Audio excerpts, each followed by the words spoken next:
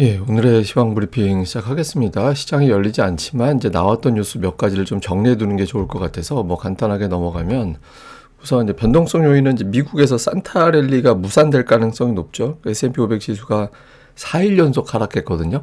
그러니까 뭐 새해 첫날, 둘째 날 큰 폭으로 올라가기 전에는 산타 랠리가 무산될 가능성이 있다. 그만큼 이제 경계감이 높아졌다라는 거는 좀 부담되는 요인이고, 반면에 이제 우리나라 수출 지표가 상당히 잘 나왔고 특히 반도체 데이터가 상당히 강하게 나옵니다. 그래서 올해도 반도체 실적은 좋겠구나. 그래서 코스피의 실적 추정치는 또 상향되겠구나. 이런 기대감도 긍정적으로 볼 수 있겠고, 그리고 이제 이벤트가 당장 있죠. 다음 주에 삼성전자 잠정 실적 나오는데 반도체 호조를 선반영했다라는 분석. 그렇지만 예상보다 더 좋다. 이번 어떤 수출 지표를 봤을 때 예상보다 더 좋을 가능성도 있어서 일단 투자자들은 이 지표를 보고 나서 움직일 가능성도 좀 있다. 이런 분석들이 나오고 있습니다. 근데 이제 좀 부담되는 건 원자재 가격이 되게 출렁거리거든요. 이게 이제 외국인들 포트폴리오에 이제 변수가 될 수 있어서 첫날, 새해 증시 첫날 이 원자재 가격에 대한 어떤 평가를 어떻게 할 거냐.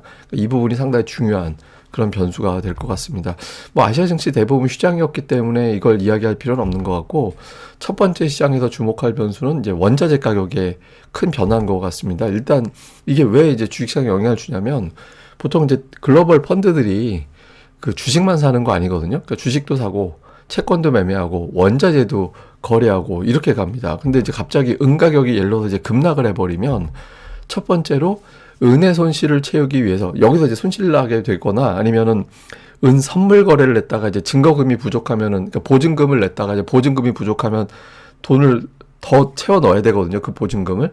이제 그러기 위해서는 있는 돈을 투입할 수도 있는 거고, 또는 다른 어떤 자산, 예를 들어서 뭐 주식이나 채권이나 이런 것들을 팔아서 저 은쪽, 하락한 저쪽을 갖다가 채워 넣는 이제 그런 움직임이 나올 수 있거든요. 그래서 예를 들어서 뭐 어제 같은 경우 미국 시장에서 주식 빠지고 채권 가격도 좀 빠지고 안 좋았잖아요. 그래서 아마 은가격 하락에 좀 일부 운용사들이 반영한 거 아니냐, 반응한 거 아니냐, 그러니까 이런 분석이 하나가 있고, 또 하나는 이거 은가격이 빠지는 거 보니까 전체 투자자들이 좀 발을 빼는 거 아닌가? 은부터 시작해서 발을 빼는 거 아닌가? 그러면 주식도 좀 팔아야 되나? 이런 분위기가 만들어질 수 있거든요. 그러니까 근데 이게 하나만 다 끝나는 게 아니라 우리가 돌이켜보면 2025년도 4분기에 비트코인이 빠졌잖아요.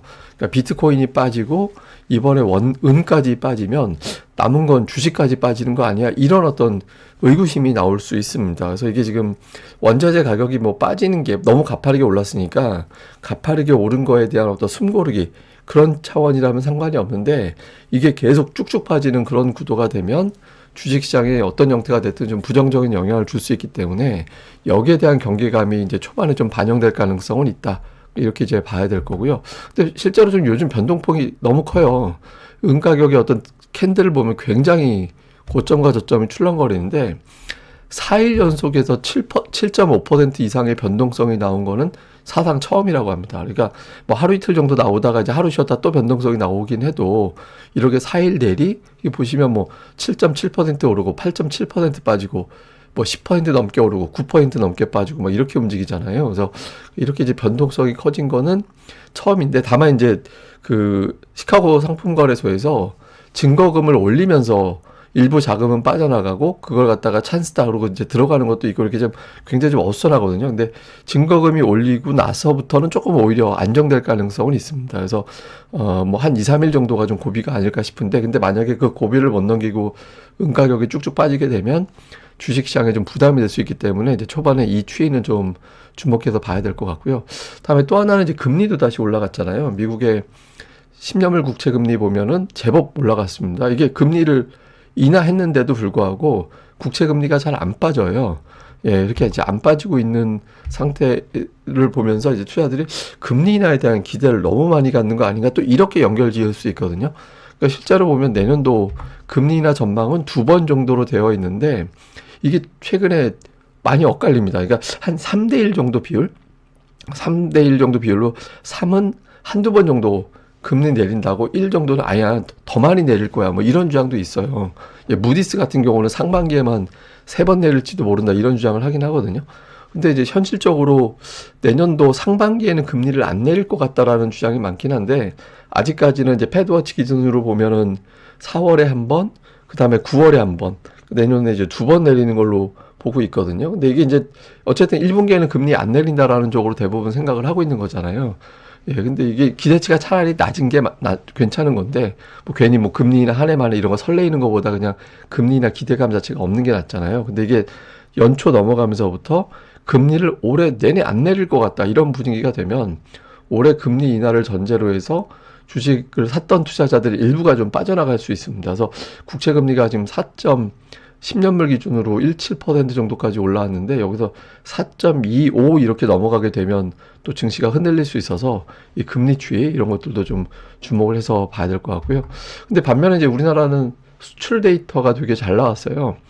예, 연간으로는 7천억 달러, 그러니까 거의 7,100억 달러 정도 나왔고, 그래서 무역수지 흑자가 이제 780억 달러 정도 됐습니다. 그리고 12월 같은 경우도 거의 700억 달러 가까이 나왔거든요. 그래서 뭐 13% 이상 증가가 돼서, 근데 품목별로 보면 반도체가 43%가 증가했습니다. 12월에만.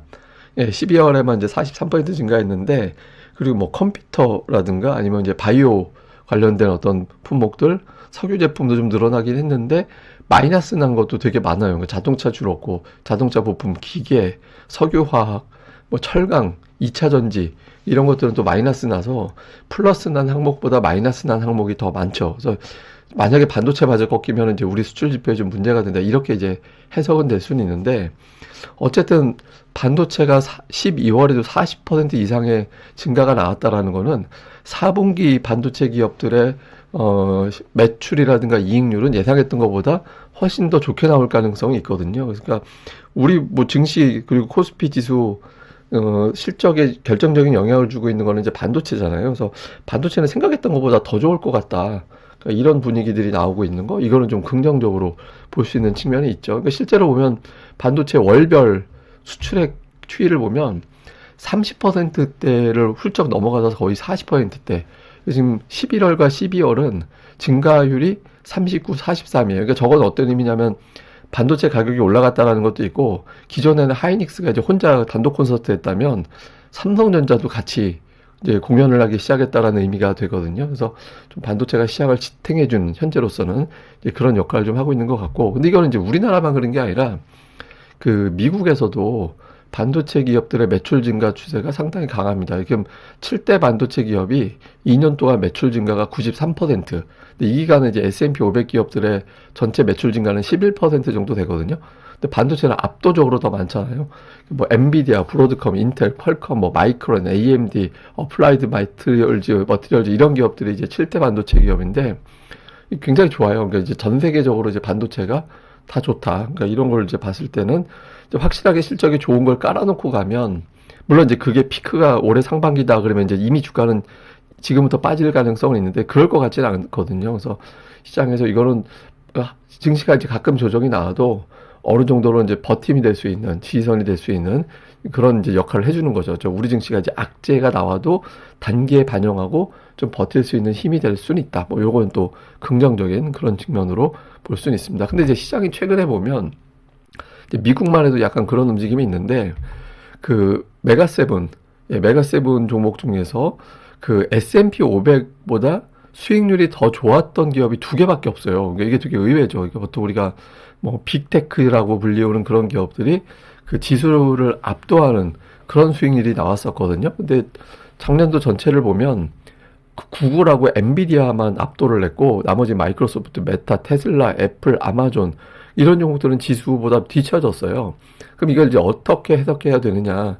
그러니까 시장이 그동안에는 메가세븐에 완전히 집중을 했다가 다른 종목으로 분산해 나가는, 이사가는, 그러니까 뭐 나머지 종목 팔아서 덜 오른 종목을 찾아가는 그런 과정이라서 지금은 제가 보기에는 시장이 흔들리고 뭐 좀 둔해지고 이런 거는 시장이 끝났다라는 측면보다는 다음 주도주가 뭐지? 그러니까 이거를 좀 기다리거나 찾아가거나 이제 그런 과정이 좀 진행되고 있는 게 아닌가 이렇게 보여지거든요. 그러니까 이제 탐색전이라고 우리가 보통 표현을 하죠. 그래서 뭐 이런 과정이 좀 나오는 것 같아요. 근데 뭐 어쨌든 우리 증시는 이제 월 말에 12월 말에 거의 최고치까지 이제 올라오면서 일단 삼성전자, 하이닉스가 일단 끌어주고 예, 그런 역할을 좀 해주고 있어서 주도주는 얘인가? 뭐 이렇게 이제 보고 있잖아요. 근데 이게 이제 삼성전자 잠정 실적이 나오면서 이제 얘인가 하는 게 얘 맞네. 이렇게 되면 이제 글로 가는 거고, 그렇지 않다. 삼성전자 실적을 보고, 얘 아니었네라고 해버리면 또 한동안은 또 변동성이 나오고, 이렇게 좀 정돈이 되지 않을까. 이렇게 보면 될 것 같습니다. 자, 뭐 전체적으로 요약을 해보면, 일단 미증시는 막 연말에 내리 빠진 거는 조심스럽다는 의미죠. 왜냐하면 이제 2026년 초반에 강하다 이렇게 생각을 한다라면 주식을 안 팔고 버텼을 거잖아요. 근데 좀 매도했다라는 거는 경계감도 일부는 좀 있다 이런 시각이 있고, 반면에 물량 미리 다 덜어내서 연초에는 물량이 가벼워졌다. 그러니까 이런 해석도 있거든요. 근데 어쨌든 경계감이 좀 있었다라는 점. 그 다음에 앞서 말씀드린 대로 은이 의외로 좀 안 좋은 영향을 줄 수도 있거든요. 그러니까 은 가격이 안정이 되느냐. 지난 마지막 거래일에 외국인들이 매도했을 때 은 가격이 빠진 날 매도했었잖아요. 그러니까 여기에 이제 외국인들이 어느 정도 영향을 받았다라는 걸 좀 보여주는 게 있죠. 그다음에 이제 반면에 이제 반도체 수출 호조, 그러니까 이런 데이터는 상당히 긍정적인 요인이 될 수 있거든요. 그래서 이 부분이 좀 연초에 또 바로 반응이 되는지, 그리고 이런 요인들을 가지고 외국인들이 첫 번째 반응을 어떻게 하느냐.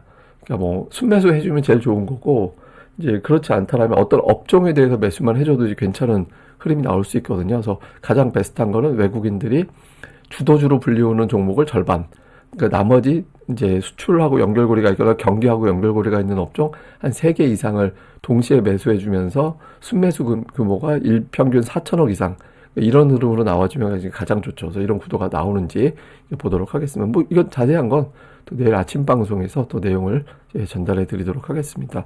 뭐 아시아 증시 열리지 않는 날인데 그래도 챙겨볼 뉴스가 있으니까 이런 것들을 간단하게 정리해 봤습니다.